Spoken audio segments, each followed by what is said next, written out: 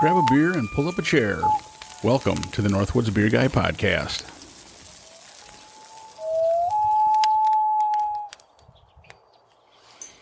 All right, we are back.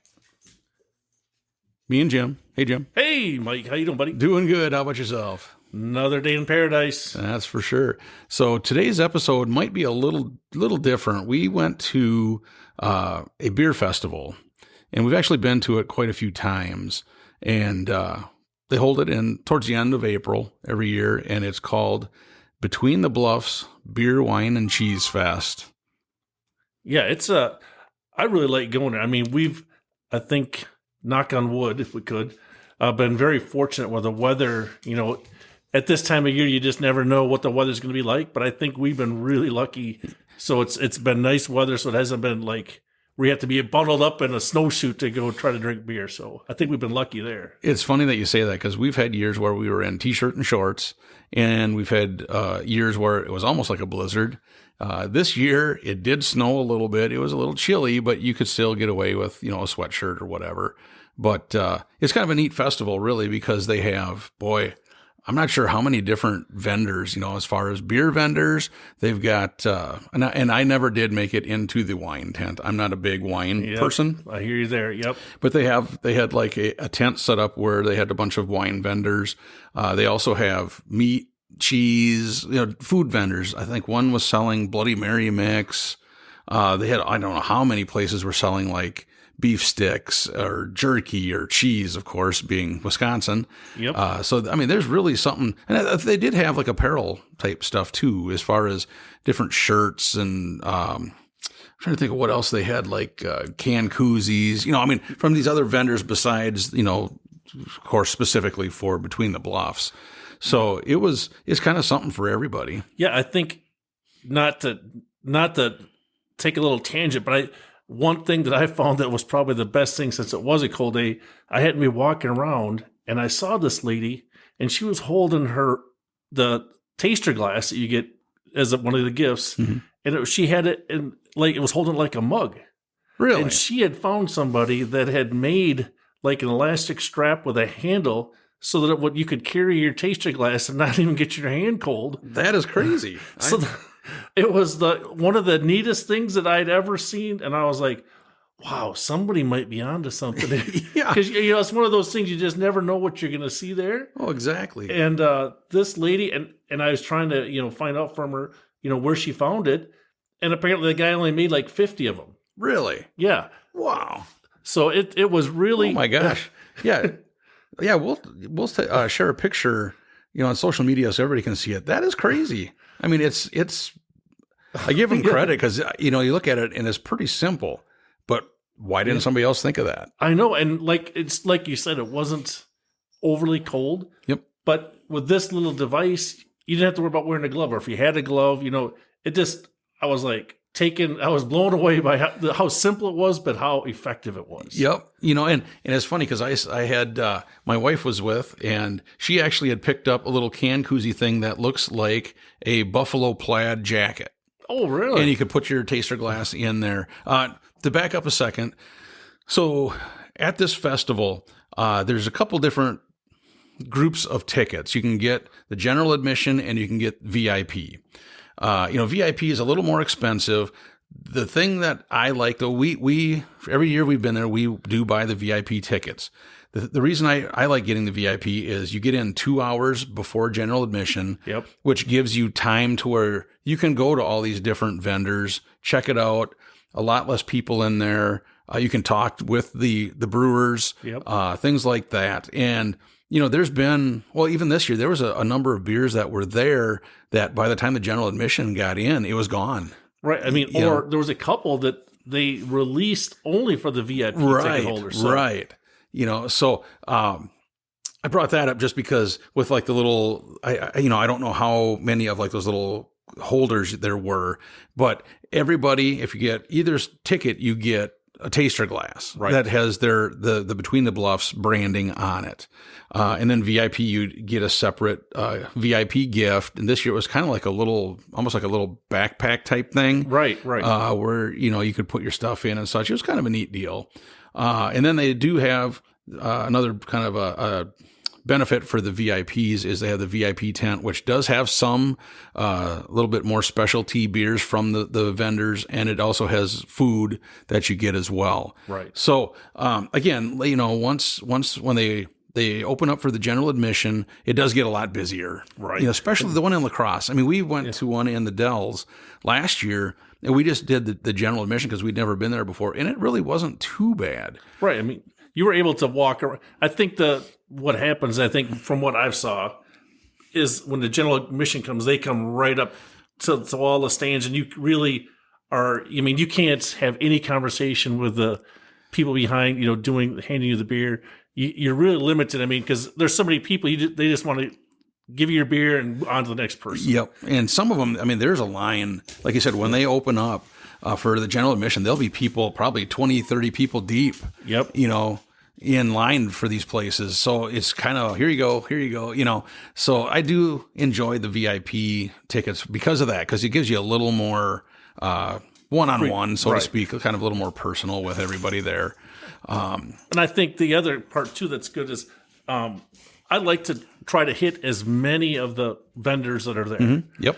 And when there's less people, you're able to at least go up, talk to the vendor, and they'll tell you what's, because they have a little spiel maybe at the tent, Yep. But they don't really have a lot. But if you ask the person behind there, they're going to give you the straight scoop of, what's good or what's bad, what's the ABV. So, I mean, it's good. So, I mean, I was able to work my way. I think I hit almost all of the vendors to try at least one of their beers. Mm-hmm. So I thought that, but once the general admission gets there, you might be able to hit maybe a third of that amount. Right. Yeah, I tried to hit all of them. I think I did miss a couple. I was talking too much, and it's I don't know. It's just one of those things that I do like to talk to the vendors a little bit, and just kind of get their take on stuff, or hey, what is this beer about, and things like that.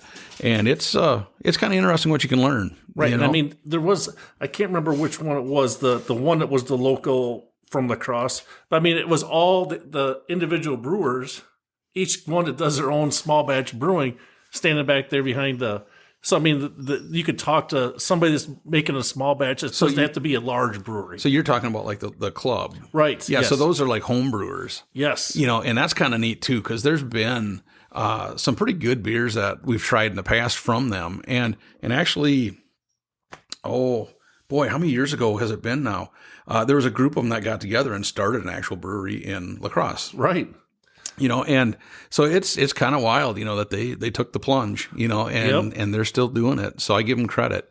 And I think what one of the things I think is probably most appealing for me is, like, if we happen to go to a brewery, we're going to get that individual brewer's take on of the different styles of beer.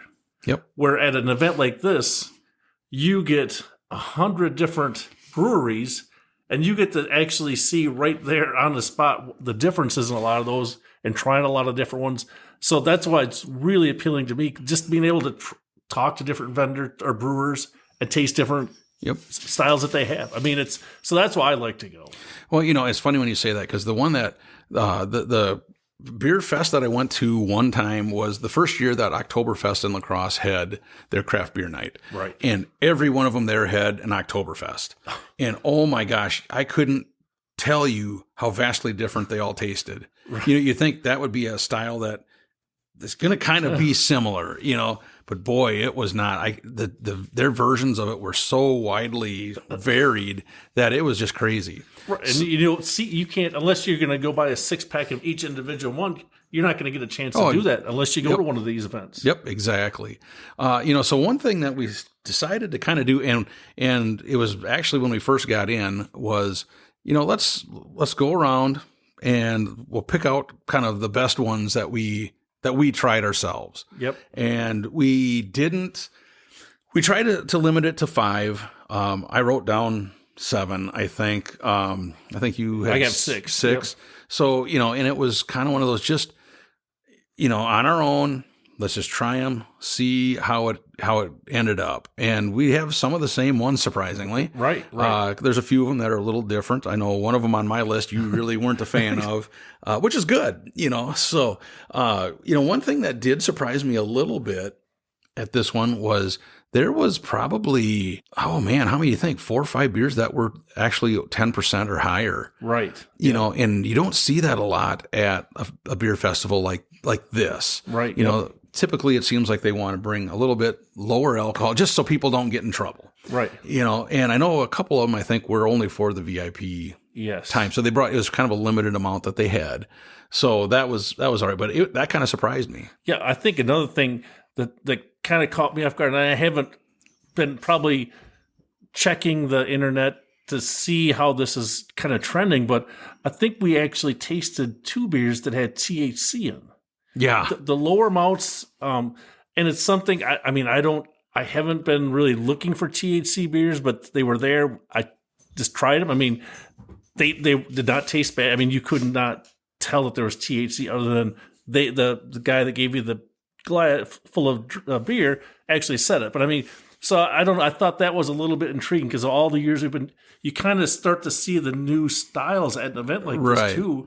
And I know that the THC ones cannot be sold in Wisconsin. It's not legal yet. So these vendors, I believe, were from Minnesota, and they came and they could put it in the glass basically for free. Give it to you, but they couldn't sell it. Correct. Right. But I mean, I was impressed. I mean, they were not bad. I mean, they were talking it up a little more than what I think, just because of THC was in it. But I mean, I was not offended by those beers at all, but they didn't really make my list, but I just thought I'd mention that too. Yeah. And it's a good thing you brought that up because I totally kind of forgot about that. But yeah, it was definitely different, where you're like, okay, well, whatever. And I only tried one of them. It was okay. I mean, would I go out and specifically look for it? Maybe not, but hey, I mean, I'm sure there's a market, right. And if the listeners are out there looking for something different, I mean, that's maybe the new style that's coming around now. Yeah, that somebody might want to go out there and try. Right, for sure. All right, well, hey Jim, so let's go through some of our lists. We can, we'll look at the beers that as we go through. Yep. Kind of just say what we liked about it maybe and kind of go from there. So what was the first, and these are in no particular order.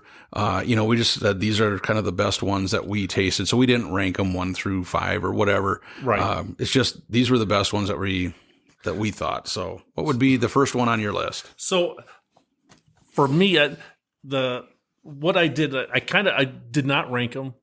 But the one to me that tasted the best is probably the one I'll talk about first. And that was one from Island City Brewing Company out of Winona. Mm-hmm. And they had and the name of this is Nutting Around Peanut Butter Imperial Oatmeal Milk Stout. Wow, that's a mouthful. Yeah. And because my wife doesn't really like the strong beers. Mm-hmm. And I always try to test out a lot of the different ones because she likes the peanut butter style. Sure. And this one tasted just like Reese's Pieces. Really? I was like, wow. I was really amazed. I mean, of all the beers I tried when we went to the event, that was probably by far my number one. Okay. And it was not a high alcohol. It was only like, I believe 9 or right around the 9% range for ABV. Mm-hmm.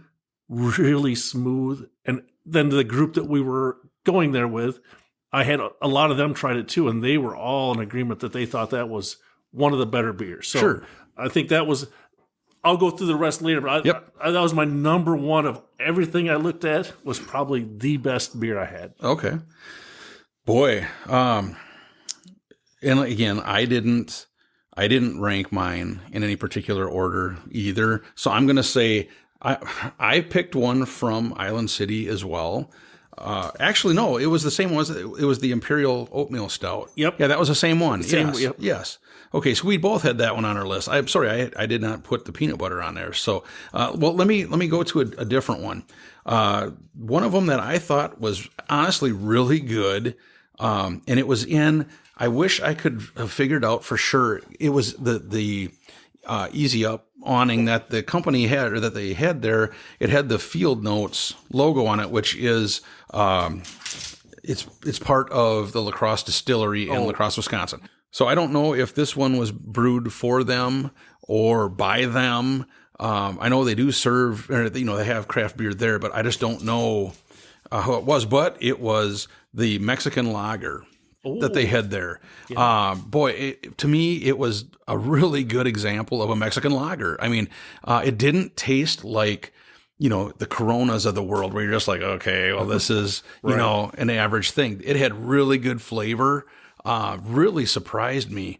And like I said, I got to do some more research and see if it's there, if it's theirs, if they just serve it there, how they had it or whatever. But it was really good. I mean, and it surprised me because I thought, okay, I got to try it. It's a Mexican lager. I'll give it a shot. And it was really good. Wow. Yeah. Again, one of those diamonds in the rough. Yeah. You never know what to expect. I did not get a chance to try that one, but from what you're telling me, it sounds great. Yep. Yeah. Like I said, I was worried when I tried it. I thought, okay, it's going to be your average one, but no, it was good. So if I figure it out, I'll let you know. We'll go and try it. Cause like I said, it really surprised me. Yeah. And I think, and my second one, cause it was really close in flavor, was one by Revolution Brewing. And that was a peanut butter porter. Okay. And again, it was really good. I mean, because we've had recently a lot of peanut butters, and the peanut butter flavor just has not been really good. I mean, it's been a stretch to try to choke them down. But those two for me, the one from Revolution and one from Island City, were right up there with like really, really good peanut butter flavor. So if you're out there looking for one of those peanut butter porters, those would be super just to get a try. For sure. It sounds like it. So of those two, I guess, are you saying the Island City one was a little bit better, or were they pretty comparable? They were close, but the Island City still got the nod. Okay. So, and I don't know, because the one was a porter and the other one was the oatmeal milk stout. Yep. That milk stout seemed really smooth. Sure. And the flavor was, just perfect. Great balance all the way around. All right. Nice. All right. Let's see. Another one that I had on my list, and the kind of, I should say it surprised me. I hadn't really heard of this brewery before, and actually I have two of their beers on my list. It was G5, and they were out of Beloit. Okay, yep. And the first one that I picked was their Good Morning Coffee Caramel. Oh, wow. And it was one of those that the coffee was not overpowering at all. And I think part of it was that the caramel that's in it must kind of knock that down a little bit.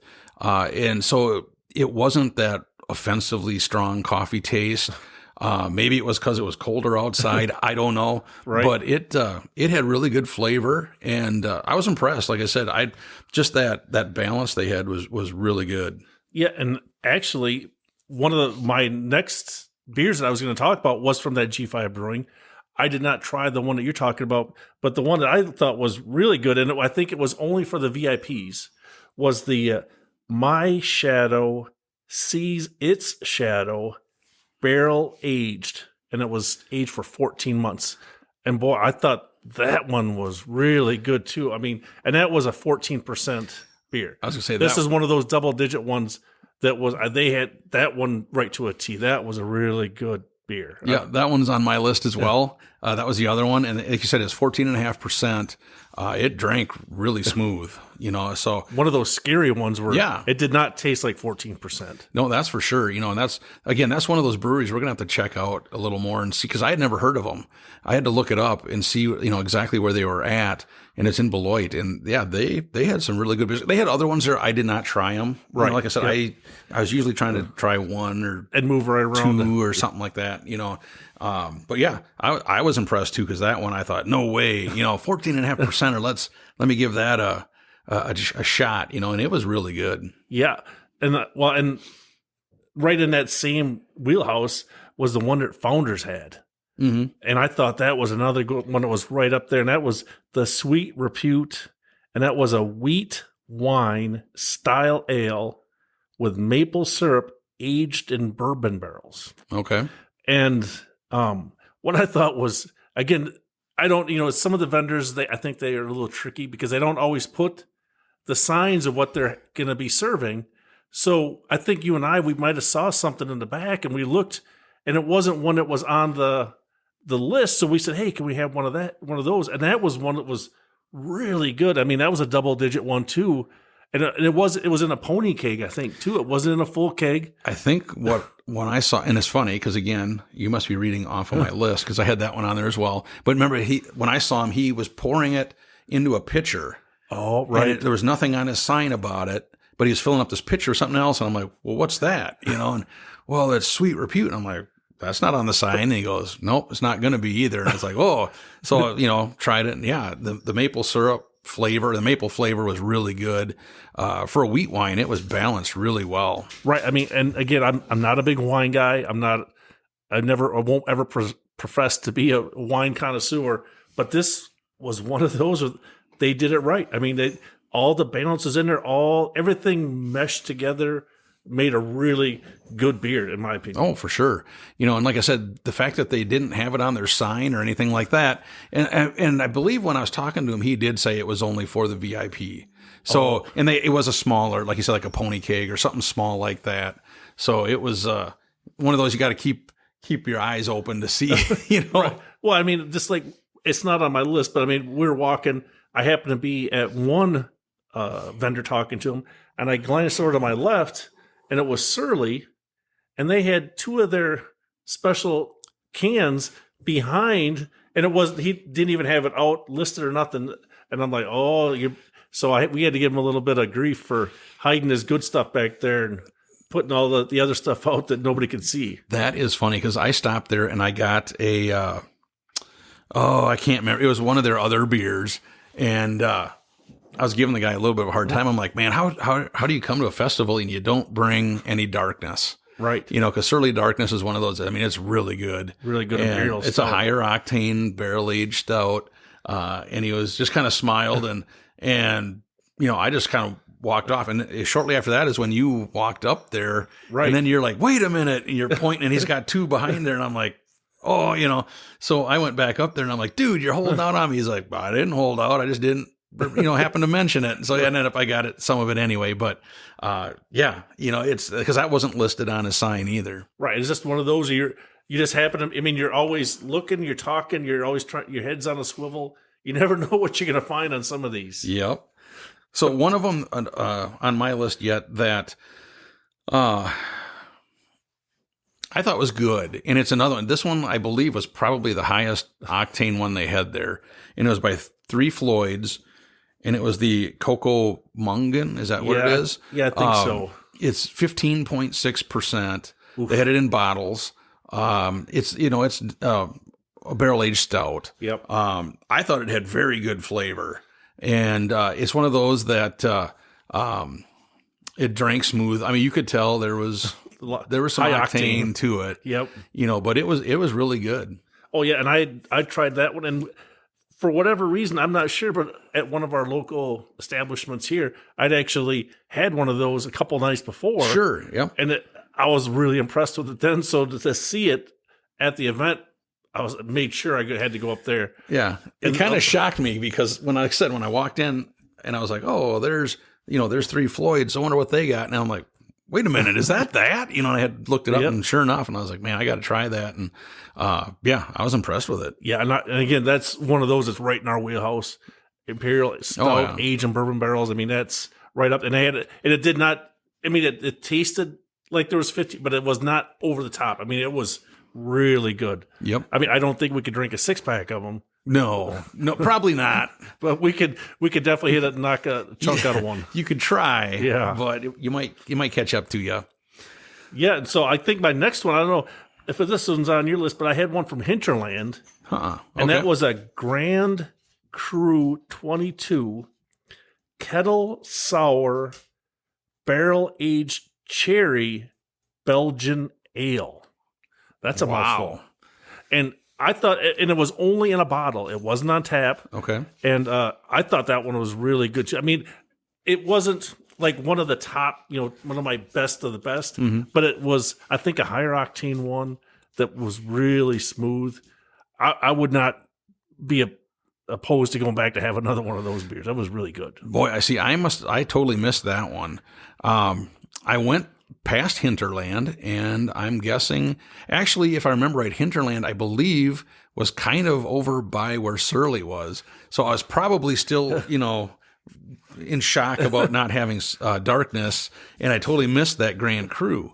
That sounds really good, and it shocks me that you enjoyed a beer that had sour in the title. Right, and that's, again, I'm not a big sour guy.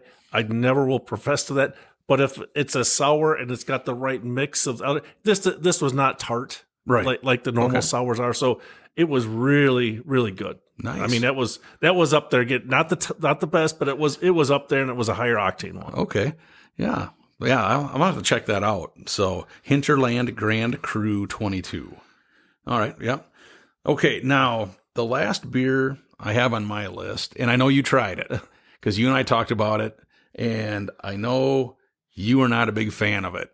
And I don't know, I really liked it. And it was by Fox River Brewing. It was a Nitro Coconut White Stout. And to me, I thought that the coconut was really, really well. I mean, the level of it was very good. I know when you tried it, you said that you thought it was way too much coconut flavor. Yeah, I mean, it was, and again, it's not a bad beer. To me, it just, when I tasted it, it was like all you could taste of the coconut. It was almost like drinking one of those foofy drinks that has a lot of the coconut flavor. Oh, sure.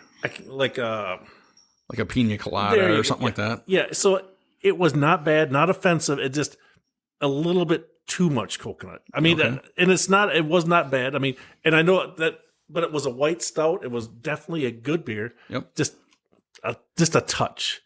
Just a little touch too much. Well, the thing that was kind of interesting to me too was it was actually on Nitro, Right? Because there was, oh man, I'm drawing a blank. Who it was that they had a Nitro beer, but it was in bottles. You had to do the aggressive pour. That's how they got it to do the cascading and such. Where this one was actually on tap with Nitro, and it was good. I mean, it had. Of course, it was like the white head. It had the normal kind of a, I don't know what color, almost like a hazy IPA type color. You know, I mean that white stout color, which is kind of like a normal style beer look. Yep. But boy, I really liked it. I thought it was something, and I thought they did really well. Yep. And not to change gears any, but I think, and my last one that I just to mention of my list that I had was from Pearl Street, and we've had it before. But again, this is one of those that they didn't have on the list. And one of the guys was standing off the side, and I'm like, "Hey, what beer is that?" And he goes, well, "This is the Dew Decadence, the barrel aged imperial stout." I'm like, "Well, let me have a little bit taster of that." And we've had it before, and it's good. But again, it was one of those. I think because we're the VIP ticket holders, so it probably wasn't going to be for general admission, and it wasn't on the list, and he was standing off to the side. Right. So I'm just going to give him some kudos for that. I mean, it was good. Oh yeah, and if I remember right, didn't they make that for one of their anniversaries? I think so, because it's a bigger bottle. Yeah, like a bomber type bottle. Yep. And it is good. And I think, I could be wrong, but I think it was that they did it for whatever an anniversary they had, a couple years ago when they first came out with it. Yeah, it was good, and I mean, it's always good that you can find one of the bourbon barrel aged imperial stouts. Oh yeah, for sure. One thing, a little change of gear that we beforehand on Friday night they always have a Taster's Eve. And you can go around. There's different bars in the town. They have some different breweries. They got, of course, Pearl Street. You got 608. You have Turtle Stack, Skeleton Crew. They all kind of have their own little thing going on Taster's Eve. Right. And some places they may do like a drink special. Pearl Street always has food if you're a VIP ticket holder. They have like a shuttle bus that'll run around, take you to the next stops and such. So that's kind of a neat thing to do, just for people to give something else for people to do the night before. But then on Saturday, morning. Then 608 Brewing, the last 2 years have released barrel aged beers Right. before. Last year there was 4 that they released. This year there was only 1, but we ran over. Jim was not able to make it over, but I brought some back, and that you haven't tried it yet. I don't believe it is worth the wait. It was really good. Wow. And I tell you, it's kind of crazy because I remember the first year when they came out with barrel aged beers. I mean, they were okay, but there was nothing Really to write home about, you know. Really and, sweet. Over the top sweet. But boy, they have come a long ways. And in the last couple of years now, the beers that they've released, they have been really good. And when we were sitting there, we were looking around, and they had beer aging in bourbon barrels from all sorts of different distilleries. Right. You know, Buffalo Trace. They had an was it Elkhorn or Elk River? I apologize. It was from Colorado, right? Something like that, yeah. You know, and they had some other ones too, and it was just like, wow, you know, it's kind of crazy. It'll be interesting to see what's in those, you know, because I'm sure they got to sit there and age for however long.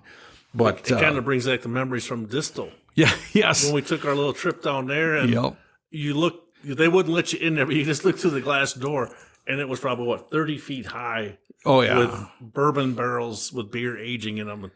Wow, I mean, yeah, their barrel room is a little bigger than 608's is, but you know, they're getting their mixture down good. Yep. So that the flavor is just spot on.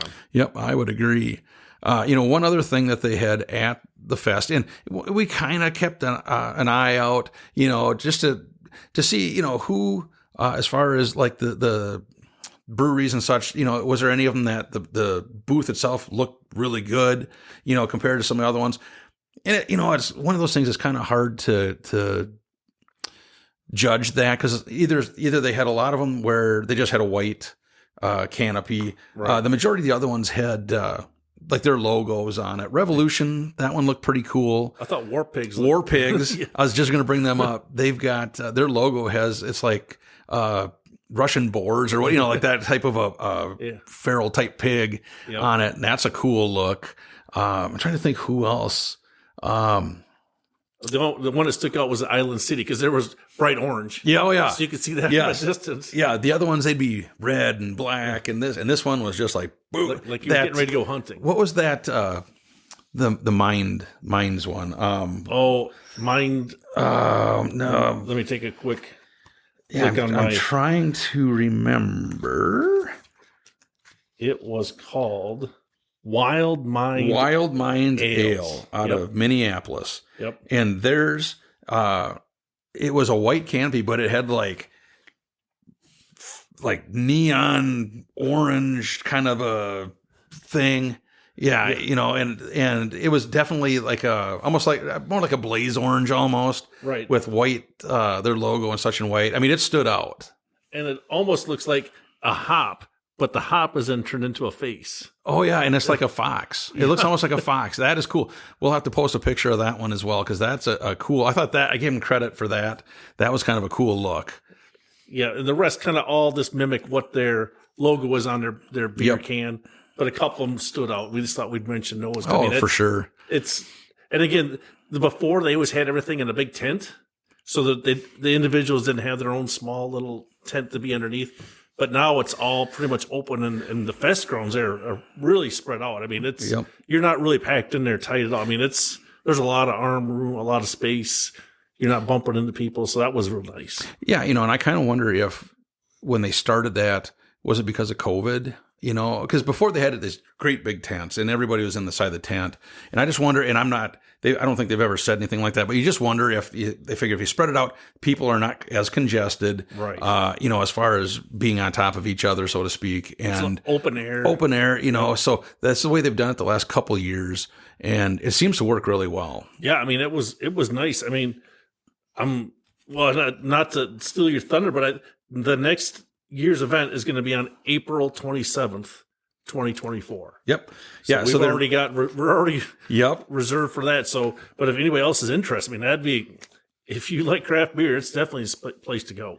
Yeah. If you're interested, by all means, you know, look up their website is betweenthebluffsbeerfest.com, or you could look on, I think it's the La Crosse area, like Chamber of Commerce. It's like explorelacrosse.com. Yep, you're right. They have the information on there as well. And they also have one in the fall, or like in winter. And that's, it's called Between the Bluffs Froth Bite. Yeah. I did not, last year was the first year that they did that. That's in the La Crosse Center. And we didn't try that. I have not went to that one yet. I'll have to see what the schedule looks like this year. I'm not sure about it either.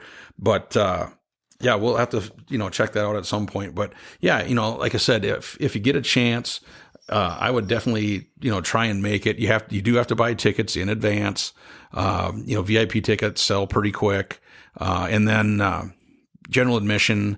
And it's usually in March that they start selling tickets. Oh, yep, you're right. Yep. So, early March. Early March, yeah. Yep. So I just keep an eye out for that. But yeah, I think it was a fun time, and this was really kind of cool to kind of rehash what we saw there, what we tried. It's kind of funny, like I said, that we had the same beers on a number of ours. Right. Were similar and such, but and we didn't really write any things down. We didn't say what our lists were. Nope. While we were there. We kind of just thought about which ones were the good ones, and we actually, which great minds think alike. There you go. That's what I'm saying anyway. Well, all right, folks. Hey, thanks for listening on this recap of the 2023 Between the Bluffs Beer, Wine, and Cheese Fest. Next week, we'll get back to kind of more of our usual deal, and I think we're going to try either some porters or we'll figure it out. We're going to try and come up with kind of a style theme, so to speak, and we will get that done, and we will talk to you later. See you later. Thank you for listening to the Northwoods Beer Guy podcast. If you have a question, a comment, or a beer you'd like us to review, please feel free to send us a message at northwoodsbeerguy@gmail.com. You can also find us on Facebook, Twitter, and Instagram. If you're on Untappd, look up Northwoods Beer Guy and send a friend request. Until next week, I hope all your campfires are warm and all your beer is cold.